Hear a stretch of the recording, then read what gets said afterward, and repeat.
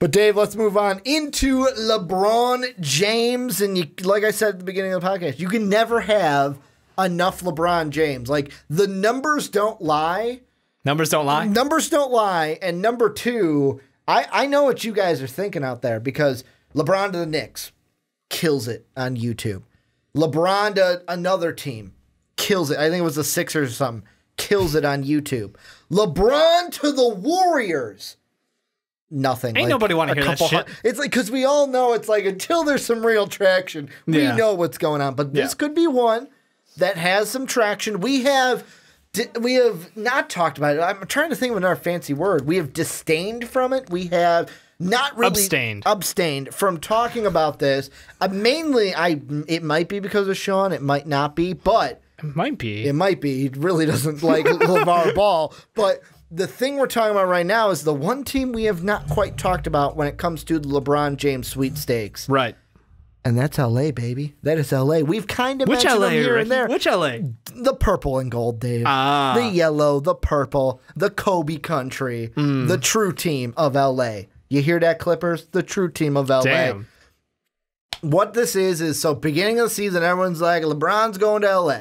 You got Colin Cowherd even with the LeBronzo meter. Ugh. Then you've got, you know what? It's not happening. Retire the LeBronzo meter. Everyone's like, I'm off the train. But now, Lakers start to pick up a little bit. Lonzo looked good this week. You got Kuzma looking good. Randall actually looks good. The team might be good enough to prove to LeBron, hey, I can maybe do something with this team. I'm just going to be frank and ask you, Dave, will LeBron James sign with the Los Angeles Lakers this offseason? Oh, you're just going hard. I'm going hard right after. Will he sign? Will he? Because LeBron has come out and basically said there's a lot of work to do. I don't have a list together. He's not thinking about it. Let's be honest. I'm assuming he's thought a little bit about it, especially when, his Cleveland team sucked this year. The thought might have crossed his mind a little. Before those trades that they made. But to be fair, I mean, IT's on that team right now. True. So, well, IT's not going to be on that team. Unless something goes horribly wrong. I don't think he will. And I'll tell you why in a bit. I want to talk up the Lakers because I think what they've done is actually kind of impressive. He's like, before I shit on your dreams, I want to Before I tell you he probably won't sign there, because there's still a chance. There's still a chance. I do think that Lonzo coming back and him evolving during this first year of his career has been truly impressive, because he came in and he looked like straight garbage. Just hot dumpster garbage. Well, everyone was saying he's a bust. And he has progressed pretty well. And, it's basically the season kind of cuts up into a couple of phases for him, like the pre-Christmas break, in between Christmas and the All-Star, and then going forward for him. Well, and everything with from his dad to what was going on with his brother. Right. And then didn't he have a kid as well? I believe so. Yeah, I mean, I believe him and his wife got pregnant or had the kid. Yeah, or something. One or the other. It's a big change. Yeah, he's been through a little bit this year, just for a someone smidge. who's a lot younger than both you and I. Yeah, I don't know how he handles it, but the cool thing is he's gotten much better. He's played much better. He's getting more comfortable in their offense, and what we're seeing out of him is the right stuff. It's I'm a super unselfish player. I'm long, I'm lengthy, I'm learning to play defense. Yes, my shot's a little wonky, but he's starting to shoot at a better percentage. If you look at the last couple games, and I know small groupings of games don't really mean anything, but it's trending in the right direction as the season continues overall. And honestly, if he can learn to finish at the rim, he will be super dangerous. So you have a locked-in point guard going forward. That's pretty attractive. You look around and you go, oh, hey, they got Brandon Ingram. That guy is ridiculous length. He is now improved again from his first year. Every stat up, everything looks good for him. His length is great. He's got a great feel for defensively just where to be around the ball to influence the ball with that length he has. And then you look at Kuzma, the steal, the draft potentially. The guy can just bomb it from the outside. Great offensive addition. So they've got enough pieces there to make it attractive. And let's be honest, if LeBron and X other player comes over, because LeBron ain't coming himself, maybe Kuzma just becomes sixth man of the year in my mind. Potentially. Because he would be, I would say he'd be the sixth man in that rotation then. Yeah, I'm not going to say Kuzma's going to start on LeBron. That's a strong ask. No, I think that's reasonable, Ricky. I think they've got a lot of nice young pieces. I don't know if they're ready to jump from, like outsider from the playoff picture to LeBron competing. And I think that's what's going to ultimately hold them back. I think they're still a year away from being in the bottom end of the playoffs. It just reminds me of, I can't remember what team it was when we used to always say, well, you know, they're a year away from being a year away. And that's exactly what it is. Sean, in this, we had a segment before the season started, and Sean and I were firm believers that the Lakers were 2 years out, and in that third year, they would be a playoff team. And the way they're playing in these last couple of games after the All-Star break, when it's really turning on, they look like they're competitive. They look like they're heading in the right direction, and that's with this team that's kind of in a weird place mentally because you gave away players like Jordan Clarkson, Larry Nance, IT coming back, still rehabbing, still getting back to his full strength. And he's a free agent. And he's a free agent, so he's no guarantee. Let's be honest, he's Julius walking. Randle, no guarantee that he's going to be on this team next year, but still balling out pretty much night in, night out. So I think you got a lot of positives going for this young team, but I just don't think they are LeBron ready. LeBron, I feel like he wants to walk into a situation where he continues to compete for that championship. Well, and here's the thing with the Lakers that really adds into the LeBron decision. So if I'm coming to the West, I have to compete with the Warriors before the finals. Yup. I have to compete with the Rockets before the finals. And really that question, both Warriors and Rockets, more so the Rocket question, is going to be answered this offseason. Yeah. If they beat the Warriors in the playoffs, then it becomes great. I've got to compete with the Warriors and the Rockets. But if the Warriors beat the Rockets or like the Rockets lose to like, let's say the Spurs in the first round, because if that happens, because it could, then LeBron comes over and goes, it's whatever. CP3 can't win in the first round anyways, so I won't have to worry about them. I just got to worry about the Warriors. But let's be honest, if I get to the finals, I got to worry about the Warriors anyways. So can I really worry about the Warriors, basically? But I look at LA. Yeah. And besides, like, oh, he's got a house there, he's got this there, I just look at the team and I think they're going to have a ton of money for him to do, basically for them to do whatever they want. They can bring him in. The interesting thing that I think adds fuel to this fire a little bit is what's going on with the Thunder. Yeah. The Thunder not living up to expectations early on. Then they started to pick it up. And we're like, okay. This looks legit. They could be doing good. Maybe Paul George will stay. Now they're back on the downcline. Right now, that meter of Paul George staying or going is leaning towards go for me. Really? Which means if he's leaning to go, and I don't know Paul George personally, so don't take my opinion as God, but basically Gospel.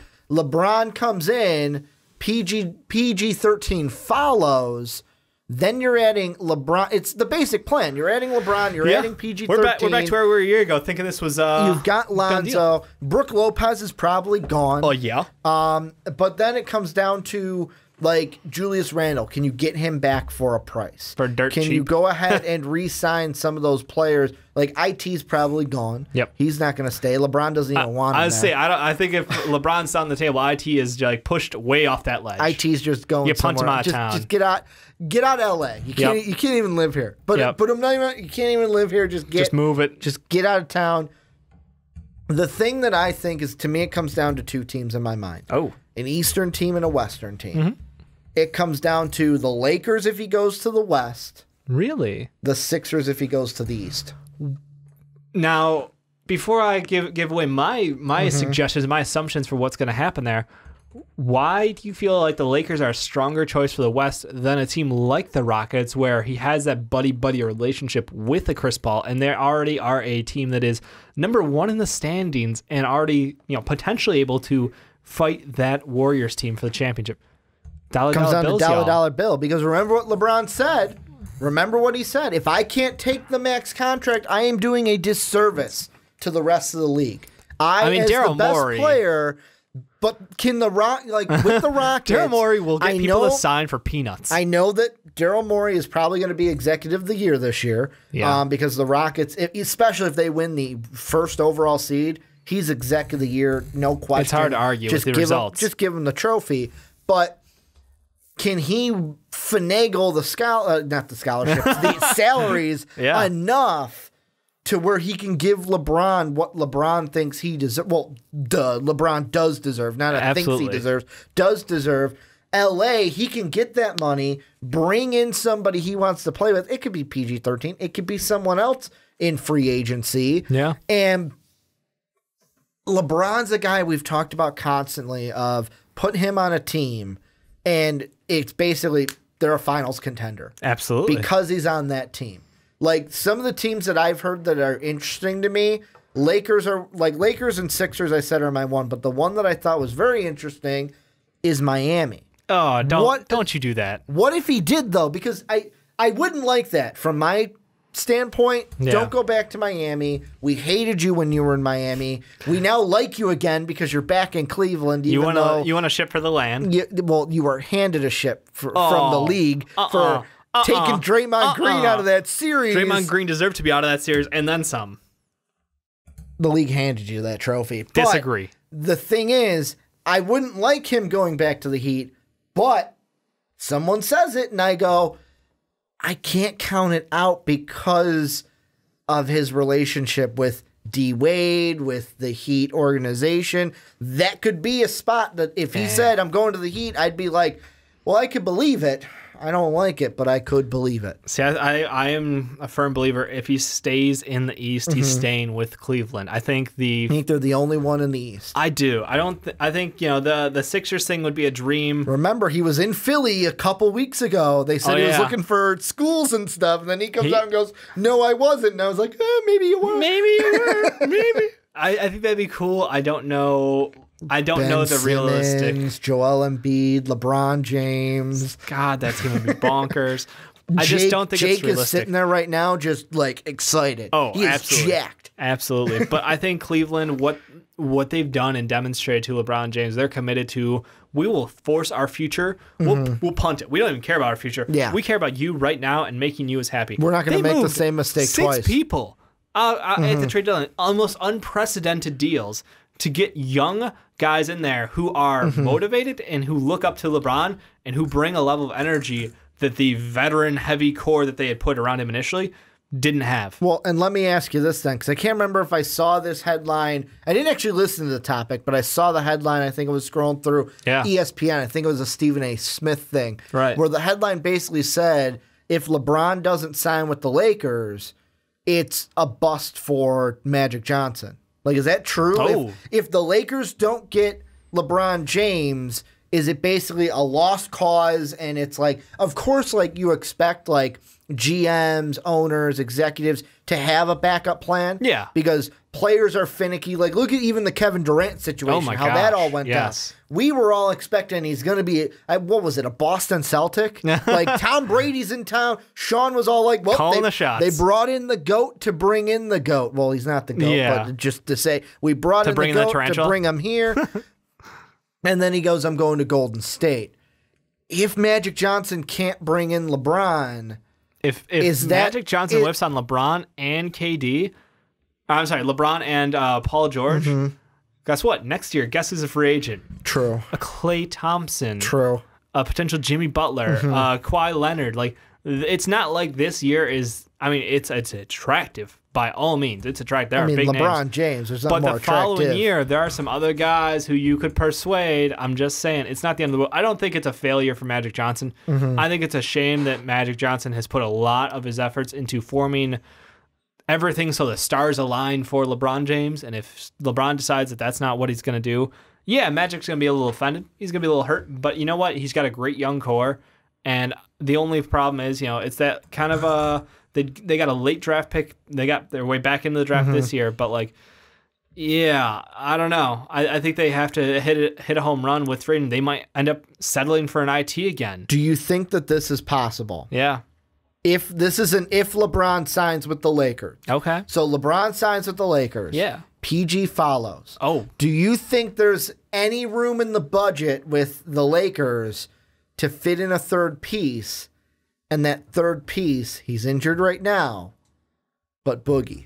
Fitting in Boogie. No, Boogie's going to re-sign with the Pelicans. Even if Magic knocked on his door, there's no way he's taking that little money. Hey, you want to play for LeBron? You want to play with LeBron? You want to play with LeBron? I mean, Boogie would love it. Don't get me wrong, but he's not going to take that little money. Boogie's about Boogie. Let's not get ourselves wrong. Because let's be completely honest, like the contracts that the Lakers have that are huge. Yeah. The ones that they have, they've got Jordan Clarkson is gone. Right. He's traded. Then you had the Caldwell Pope of 17.7 for 1 year. He's That's off done. at the end of the year. Luau Deng's the interesting one. Can you get rid of that one? Because that's about 17, 18, then 18.8 until 2020. They're probably going to stretch it and release him. That's kind of my like guess. like baseball, a Bobby Bonilla situation. Where, Yeah, he's not going to get $1 million a year for 30 years, but they're going to stretch it out and cut the payments, and they'll be paying him for a while, I would imagine. But then besides that, the only double-digit contract is Brook Lopez, which he's off. Like the highest paid player next year. Let's see, Brandon Ingram's going to be making 5.7. Well, you're forgetting about million. Sean's boy. Sean's boy, Julius Randle. Yeah. He's got, that's if they re-sign him. He'll be a restricted free agent. That's the thing. It's how much his will be. But for right now, out of guys that they have, Julius Randle is a restricted free agent. Let's see. Like I said, Brandon Ingram's making 5.7 mil next year. And then you've got... Doing math on a podcast. No, I'm looking at the numbers. Lonzo's making 7.4, so Lonzo will be your highest paid player. Yeah. Yeah, I mean, they have a lot of money to go after people. They've got enough for 2 max contracts and then a little bit on the side if they decide to, depending on what they do. Like they've got a little bit of play money after that. But if you're saying we're going to land a Paul George and a LeBron James... Well, it depends on how much money Paul George is getting, too. No, you can do 2 maxes. But is he getting... Are you giving him a... Well, I don't think he'd at the come asking unless price, you give him max. I don't think he'd go for less than a max asking price to come to LA. But I think if you do, though, if those two sign, I guarantee you'll find some veterans who are happy to take less than ideal money to take that opportunity. You're going to find guys who want to come in and play with LeBron James, want to play with this young core. I'm just saying that, yes, it would be dangerous. If you can land both, that's a playoff team.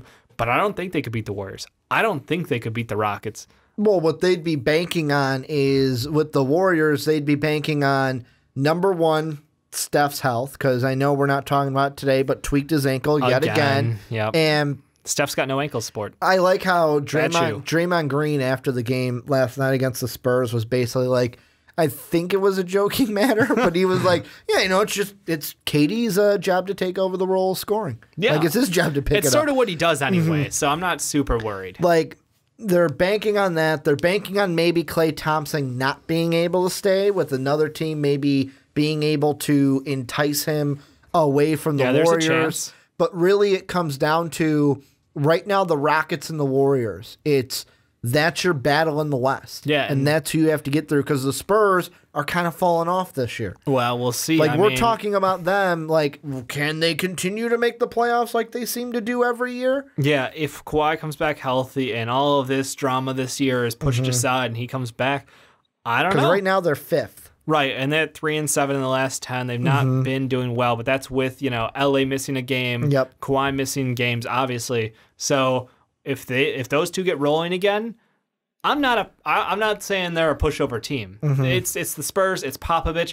He can coach D-leaguers through the playoffs and surprise you. So I don't think by any means, but you got to watch out for some of those up and coming teams. I don't think anybody's going to close the gap this year, but like the Pelicans could be that's just matchup nightmare for people.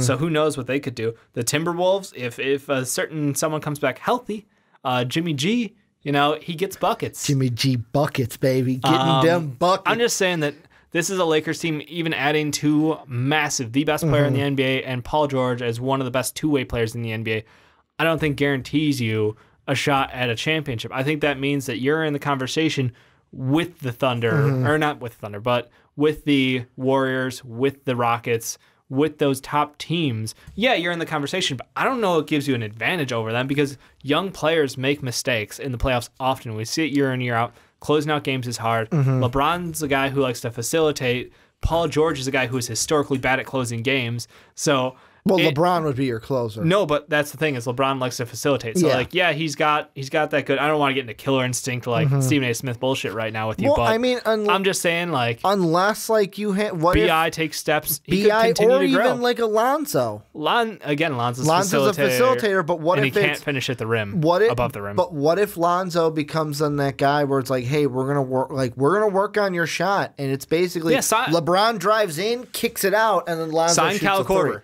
He'll teach you how to shoot. Well, that's the plan. Korver would come back. Korver would follow LeBron. That's the thing. I'm telling you. Wouldn't play defense, but I mean, come on. Then you got to bring on Captain Kirk for the defensive side. Oh God, no! That man. Yeah, get Kirk and Korver for your offensive hybrid with offensive defense. Bulls throwback. Bring back Tyrese Thomas. Then you get LeBron James punches Heinrich in the face because of that bear hug. Let it go. Here's the last thing I want to ask you, because to me, one of the other things that plays into this is what happens to LeBron this year. Yeah. So here's what I'm thinking. If they lose before the finals, they being Cleveland, if they lose before the finals, LeBron's gone. Oh. If they lose in the second round to Boston, if they lose, or it would be, second round to Boston, or if they lose in the conference finals to the Raptors, like a Toronto, then he's gone.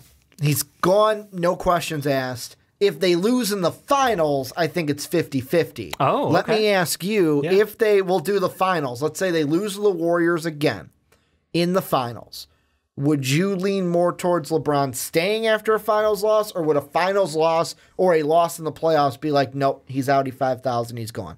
I think a finals loss to the Warriors would mean he would be. Are we talking like a 4-1, like a pretty heavy-handed? Let's just go same as last year, because that's the only barometer we've had, because when they played each other a couple times. No, but when they added KD, it was 4-1. Yeah, it was a gentleman's sweep, is what we were calling it last year. Yeah, if it goes 4-1 again this year, I think he would go to the Rockets. I think he would have no question. But if they face the Rockets in the finals, what if they lose to the Rockets? Then it gets weird, because that's the KD situation all over again. Do you go to the team that just beat you for a championship, or do you try to win one in the East because you are the king of the East? Yeah, and that's the thing with another thing that adds into that is Durant didn't have any rings at that time. Yep. LeBron has rings, so LeBron doesn't need a ring just to get one. He's got rings, so it's like... Do you think he would join the team that beat him, though? Well, do you think he's that guy who's like, I'm above that? I'm going to do it on my side. If LeBron is taking anything less than the max, he's going to the Warriors. He's not going to the Warriors. No, but that's what I'm saying. Like, if you're going to take anything less than the max as the greatest player in basketball right now, see how I mentioned that? Well done. Well done. Greatest basketball right now, I'd just go to the Warriors. You would, but not LeBron. Because think about it. That's the difference. Clay, Steph, Durant, LeBron, and Draymond compared to Harden, CP3, LeBron. Yeah. There's more stars on this side than this side. Oh, I understand. But at the same time, LeBron in that three-point heavy system where they can slow it down and they're the best offense and defense, saying it wouldn't or they can work. Speed it up and they're the best offense and defense still. Like, that's the freaking crazy thing. Here's the thing. Houston's doing things that no other team has done. Here's the thing that would frighten me with that if I was LeBron. Yeah. And I know that this would be doubt creeping He also throwing some shade at Clint Capella, who was a top 10 MVP barometer for the majority of the year. He is playing well, and he's fallen off the MVP rankings, but still, it's pretty funny. But what would creep into my mind, and of course I'm different than LeBron James, is, all right, if I go to the Rockets, I have to beat the Warriors. To where if I go to the Rockets, I have to beat the Warriors. If I lose to the Warriors, then how does that look?